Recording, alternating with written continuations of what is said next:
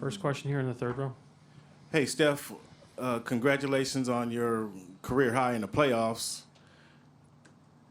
My question for you is, you played over 100 games without Clay, or 100 games with Clay.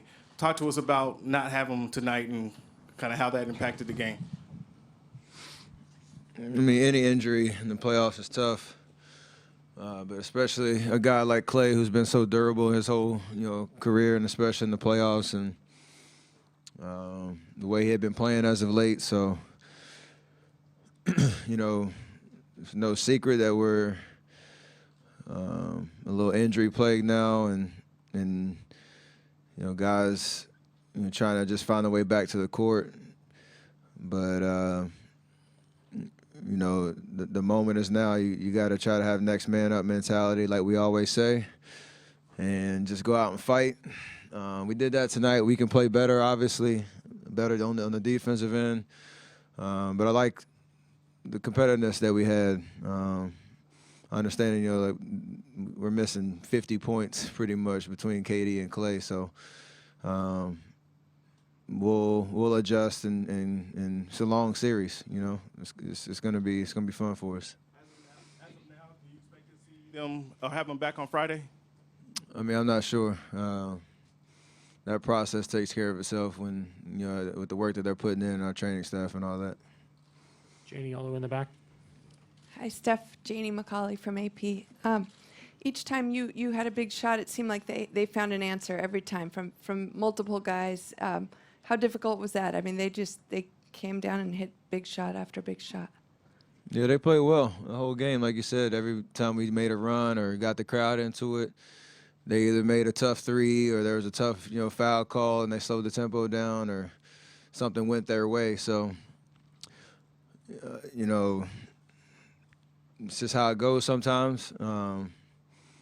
You have to tip their cap to all the guys that made pivotal plays in the right times.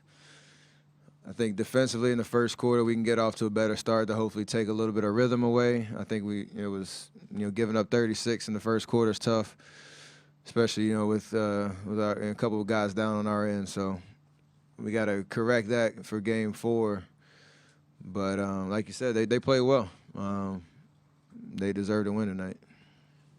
In The Guardian, Steve Kerr told us before the game tonight that Clay was desperate to get on the court. What was his reaction when the training staff told him that he couldn't play? What was that like to witness? I didn't see it actually, so I don't really know if there were any fireworks or anything like that. But Clay was, like you said, he was giving it everything he had to be out there tonight. I think wisdom prevailed in terms of this is a potentially 7-game series, and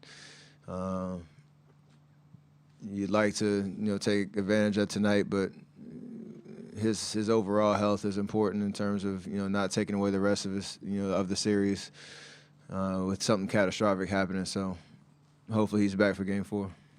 Bill, second row and right.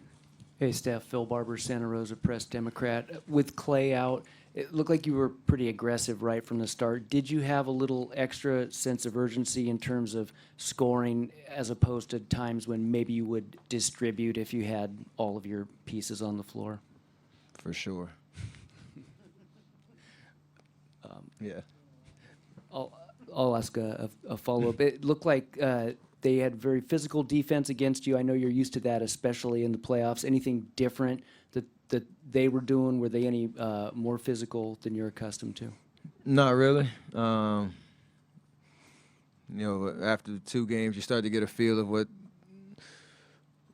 what's available on that end of the floor. Just trying to make the right reads, and for the most part, not even myself, just we were aggressive getting into the paint and swinging the ball. We were a little rushed early, but we were just trying to create good offense. And, I think this is the 3rd game in a row we scored 109. It's just a matter of our defense. And we can't fall into the trap of thinking,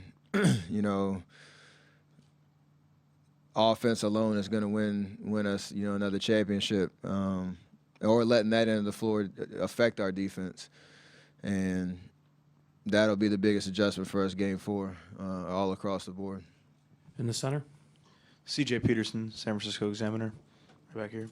Steph, right here. In game 2, you guys got a pretty, good breakout game from DeMarcus. But tonight you kind of seemed to have a little bit of regression. Kind of got exploited defensively in the block. Only was 1 for 7 from the floor. What did you see from his game, and what do you see? Would you like to see him do differently moving forward in game 4 and beyond? There's nothing different he should do. Just continue to play with confidence, and it was a rough go in terms of when he had the ball in his hands. There were some calls that were a little iffy, honestly, in terms of him being aggressive in the paint and not being able to finish for a lot of different reasons. Defensively, it's all 5 guys being on a string, and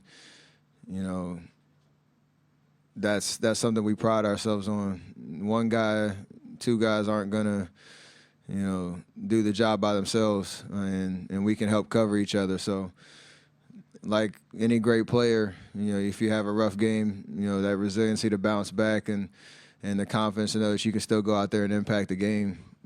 That's something that he'll bring, and we all will follow suit for sure. Mark here in the front. Hey, Steph, Mark Medina, Bay Area News Group. Not only did you have a lot of points tonight, but it looked like you were involved with a lot of hustle plays. I was wondering if you could take us through your approach with that. Just competitiveness and trying to play till the buzzer. It's the finals, whatever you try to do to win the game. So nothing special, to be honest. It's just trying to make the right play. Give everything you got.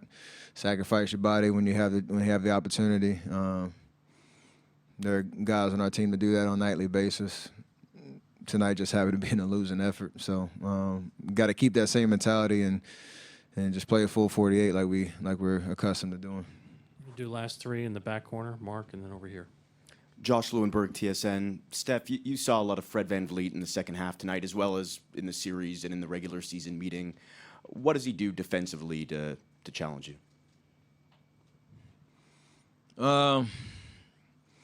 He's just consistent.